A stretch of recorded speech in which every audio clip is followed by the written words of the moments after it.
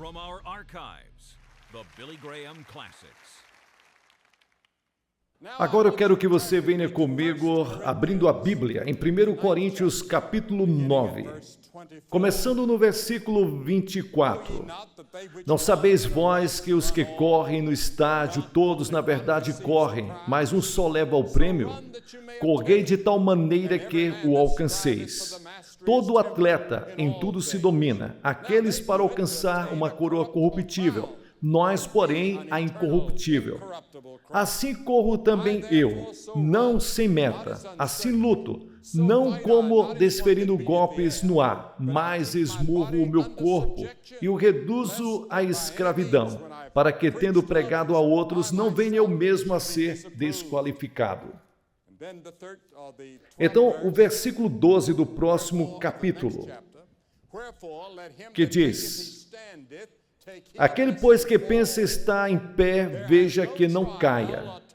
Não vos sobreveio tentação que não fosse humana, mas Deus é fiel e não permitirá que sejais tentados além das vossas forças. Pelo contrário, juntamente com a tentação vos proverá livramento, de sorte que a possais suportar. Com a tentação, Deus vai permitir que você tenha o escape.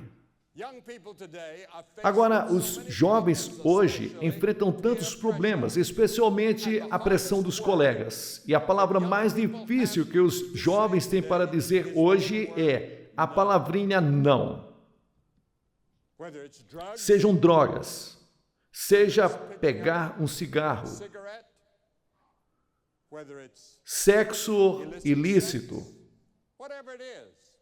seja o que for, é a palavra mais difícil. Você diz não quando surge a pressão dos colegas?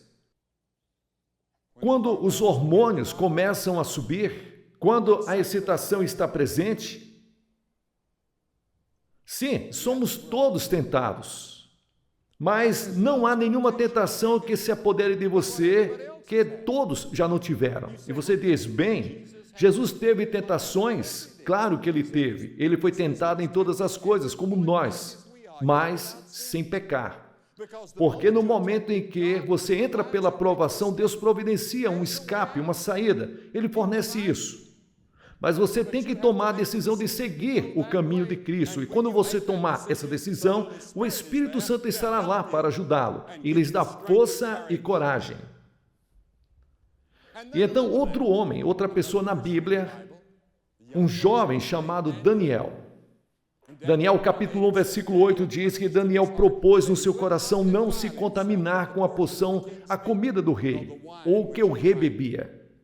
Daniel era um jovem com um propósito. A motivação para servir a Deus veio desde cedo, porque Nabucodonosor, o grande rei da Babilônia, veio a Jerusalém e capturou Jerusalém. Capturou o rei e capturou alguns jovens judeus e levou a todos para a sua capital para treiná-los na língua da Babilônia e todos os caminhos da Babilônia para que pudessem ajudá-lo no governo de seu império. E um deles era Daniel. E ele queria homens jovens sem mácula, bem favorecidos, hábeis em toda sabedoria e astutos em conhecimento e compreensão da ciência, e queria que ele fosse treinado em todos os estudos científicos daquela época. E durante o período de treinamento, lhes trouxeram os melhores alimentos para Daniel comer. Mas Daniel queria um estilo de vida simples. Ele queria comer a comida comum. Ele não queria a comida rica da mesa do rei. E ele perguntou ao chefe do programa de treinamento, que era o seu professor, se ele poderia comer comida simples, e ele hesitou. Ele disse, eu poderia perder a cabeça por causa disso. E Daniel disse, teste pelo menos por 10 dias. E ele disse, vamos experimentar. E então, em 10 dias, eles o alimentaram apenas com feijão, água, alimentos que seriam frutas e verduras, comida simples. E quando os 10 dias terminaram, Daniel e seus amigos eram os mais fortes e mais bonitos do que todos os outros alimentados com a mesa do rei, a comida da mesa do rei. Quão diferente daqueles que não podem esperar até que Deus venha ao seu socorro. Porque Daniel foi levado por 1.500 milhas. Quem saberia? Quem se importaria se ele bebesse o vinho e ficasse bêbado? Ou comesse da comida do rei tranquilamente? Daniel estava longe de casa, mas ele vivia uma vida que escolheu para servir a Deus. Ele poderia ter ganhado popularidade se entregando. Esse, desde cedo, estava preparado. Quando tinha que enfrentar a cova dos leões, quando ele teve que enfrentar Beltesazar, o rei, ele disse não, porque aprendeu desde o início. Nós nos contaminamos comendo demais. 11 vezes somos informados sobre o excesso de comida na Bíblia, ou beber álcool, consumir de drogas, muita televisão. E Jesus disse em Lucas capítulo 21, versículos 34, cuidai de vós mesmos para que, nesses momentos, os corações não fiquem sobrecarregados com excesso de embriaguez. Cuidados dessa vida, para que os dias, quando chegar, não venha de surpresa. Paulo disse, não façais provisões para a carne, para cumprir as suas concupiscências. Pedro disse, durante os tempos que nos resta, não andemos em lascívia, luxúrias, excesso de vinho, folias, banquetes, idolatrias abomináveis. E você? Você vive uma vida disciplinada? Você vive uma vida organizada? Você tem sua vida organizada e disciplinada ao ponto que você diz não para aquelas coisas que você sabe que está machucando o seu corpo? Você vê que a Bíblia ensina que seu corpo é o templo do Espírito Santo. Deus não mora em um prédio de igreja. Deus vive em você. E um grupo de nós convocou a igreja como uma assembleia, compondo uma igreja, e usamos o prédio e suas instalações para nos reunirmos. E então, é um edifício sagrado, como era o templo nos dias de Jesus. Mas o verdadeiro templo de Deus é o seu corpo, e ainda assim você prejudica seu corpo pela maneira como o trata. E então, um outro homem na Bíblia, um jovem que disse não, que mudou a história, foi José. Ele era um garoto que seu pai muito amava, aparentemente. E as outras crianças ficaram com ciúmes e inveja dele. E então eles disseram, vamos matá-lo. E Rúben disse, seu irmão mais velho, não, vamos colocá-lo em uma cova e vamos deixá-lo morrer lá. E o pai não saberá a diferença. Mas então apareceram alguns ismaelitas e eles disseram, vamos vendê-lo e ganhar algum dinheiro, e então o sangue dele não estará em nossas mãos.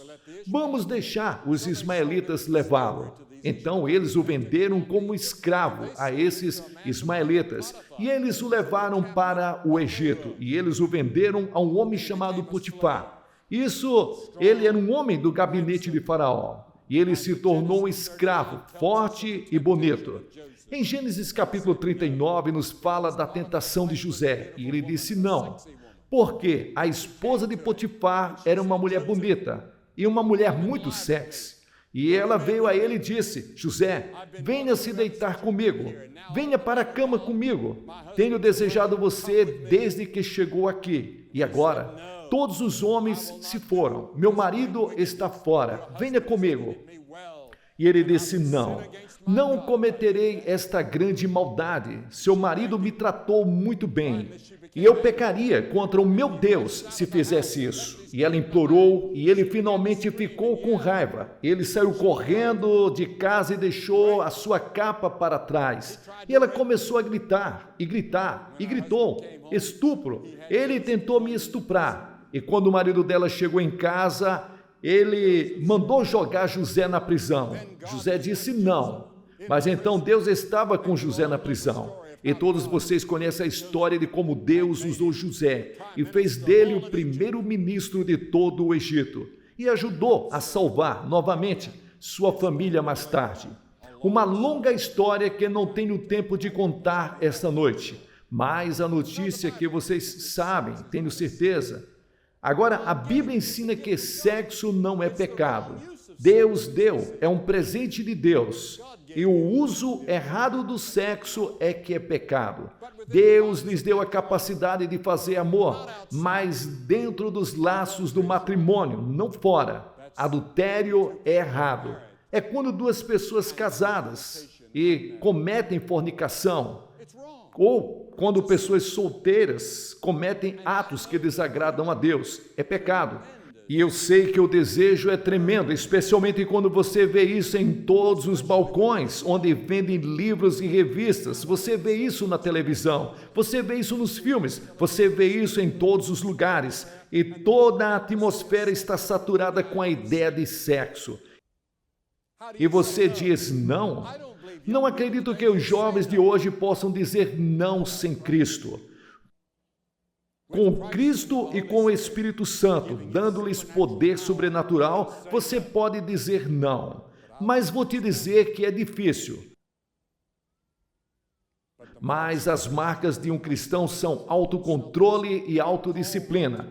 Paulo escreveu a Timóteo e disse, mantenha-se puro. Ele disse, fuja da luxúria juvenil, corra. Quando essa tentação vier, corra. Ele também disse, mas eu mantenho o meu próprio corpo sob a sujeição. E você? Você faz aquilo? José o fez e Deus o usou e abençoou grandemente. E ele irá usá-lo e abençoá-lo se você disser não. Mas suponha que você diga sim a algumas dessas coisas. O que você vai fazer? Tudo bem, todos nascemos com a semente do pecado em nossos corações. Em pecado minha mãe me concebeu, disse Davi. Mas você vê que essas pessoas tomaram suas decisões quando eram ainda jovens. E Deus deu-lhes o poder de dizer não para as coisas que estavam erradas. Que seja uma mentira, seja ciúme, tanto faz. Sim, todos somos pecadores. Todos nós quebramos a lei de Deus. Todos nós merecemos julgamento e merecemos o inferno. Mas foi por isso que Jesus Cristo veio. Você sabe por que ele veio? Porque a Bíblia ensina que Deus é amor. Deus te ama. E se fosse a única pessoa no mundo inteiro, Deus te amaria.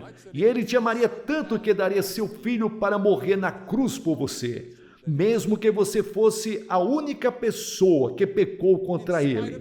Apesar de todos os nossos pecados, apesar de todas as coisas ruins, Deus nos ama. E essa palavra amor é um amor muito além do amor humano. Amor ágape, amor de Deus, amor sobrenatural, amor além de tudo que você já conheceu. Deus te ama. Nunca duvide disso. E se você não tirar nada desses 3 dias, espero que você consiga uma coisa.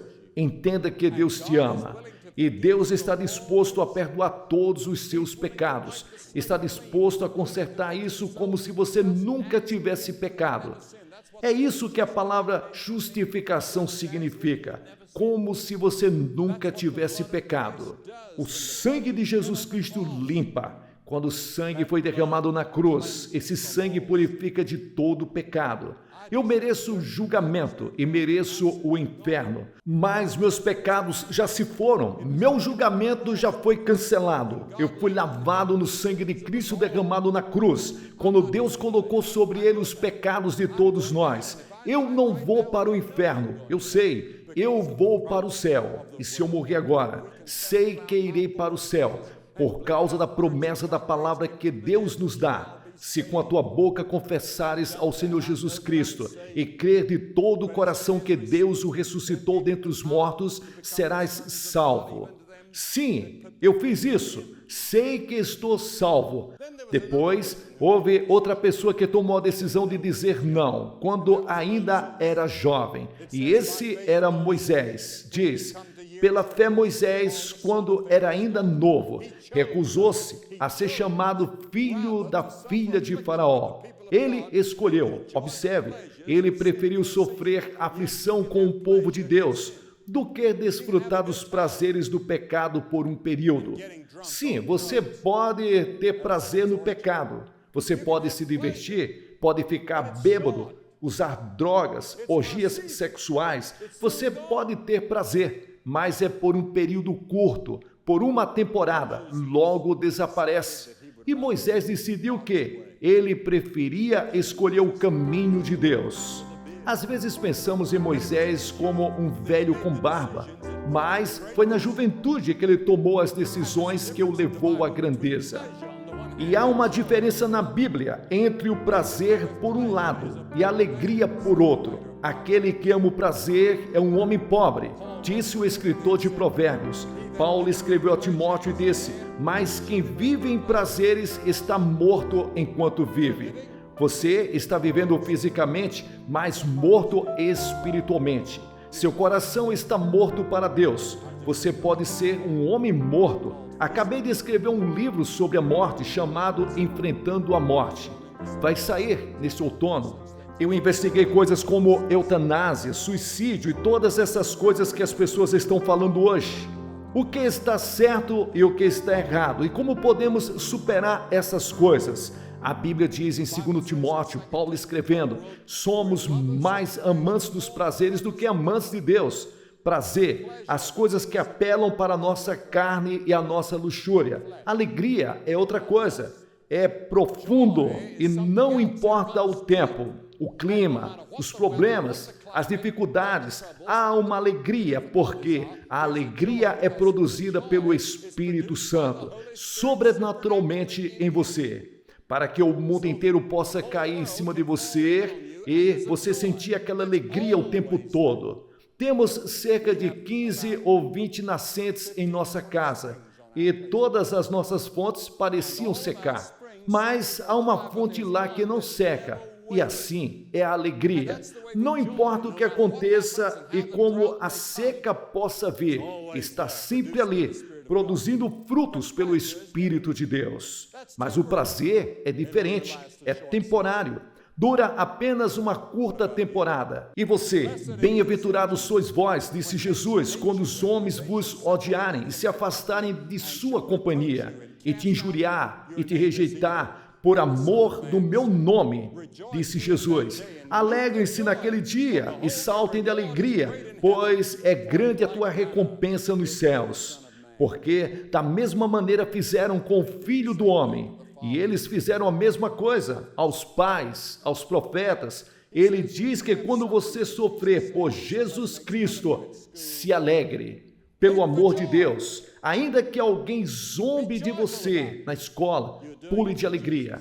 Fique feliz com isso. Você está fazendo isso pelo amor de Jesus. Mas antes, alegre-se porque seus nomes estão escritos no céu. Seu nome está escrito no céu? Se for, alegre-se. Se não for, é melhor você chorar até encontrar Cristo. Estas coisas eu vos falei para que a minha alegria permaneça em você e que sua alegria seja completa. Você pode ter a alegria de Cristo. Você tem a alegria dele? Meus irmãos, considerem tudo como uma alegria quando você cair em diferentes tentações e provações. Moisés escolheu a alegria de seguir a Deus, em vez de todos os prazeres do Egito. Porque Moisés era herdeiro do trono do Egito. Mais grandes coisas Moisés fez no Egito. Um homem poderoso, porque ele desistiu de tudo para seguir a Deus no deserto e ir com aquelas pessoas desprezadas, com aqueles escravos do Egito. Depois há Jesus. A Bíblia diz, tentado em tudo, como nós, ainda sem pecado. O diabo o levou para o deserto e o tentou 3 vezes, e Jesus estava com fome. Ele não comia 40 dias e 40 noites. Ele estava cansado, estava com sede. Sim, mas você disse que ele era Deus? Ele era diferente? Oh, não. Ele se desfez de todos aqueles poderes sobrenaturais naquele momento. Ele conheceu o diabo assim como você faz, como homem. E o diabo disse, se você é o Filho de Deus, transforme essas pedras em pão, para que você se alimente e alimente o mundo inteiro, e não haverá fome no mundo.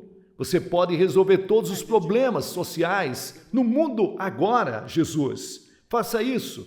E você sabia que Jesus nunca discutiu com ele? Ele nunca debateu com ele.